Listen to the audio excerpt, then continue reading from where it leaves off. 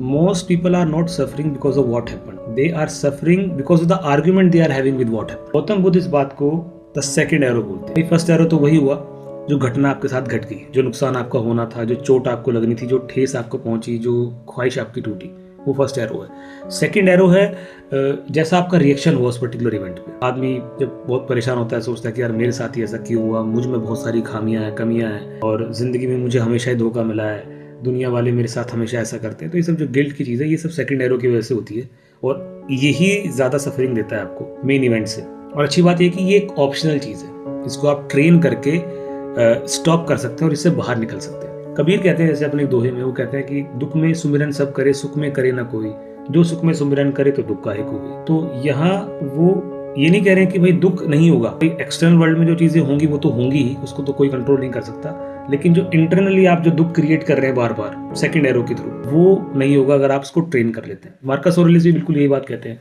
वो कहते हैं कि भाई दुनिया में आपके साथ बुरी चीज़ें होंगी और बहुत बहुत बुरी चीज़ें भी होंगी, उसको आप कंट्रोल नहीं कर सकते, आप हमेशा अपनी रिएक्शन को कंट्रोल कर सकते हैं।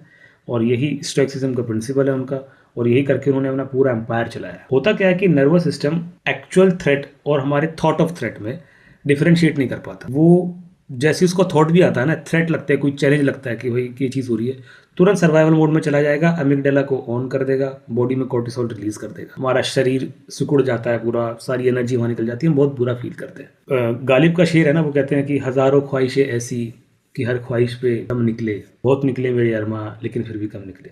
तो ख्वाहिशें तो टूटती रहती हैं, सभी की टूटी हैं, आपकी भी टूटेंगी। बात यह कि उस ख्वाहिश के चक्कर में आप कितनी बार खुद को तोड़ते हो। बात थोड़ा मतलब कॉन्ट्राडिक्टरी सी है, लेकिन ये चीज़ ऐसी है कि इसको आप ट्रेन कर सकते हो। गौतम बुद्ध ने पूरा तरीका बताया है कि आप मेडिटेशन करो, तो आप अपने नर्वस सिस्टम को एक्चुअली वो ट्रेन कर सकते हो और अपनी सफरिंग को कम कर सकते हो। That is the point. रास्ता बड़ा मुश्किल है पर हो सकता है।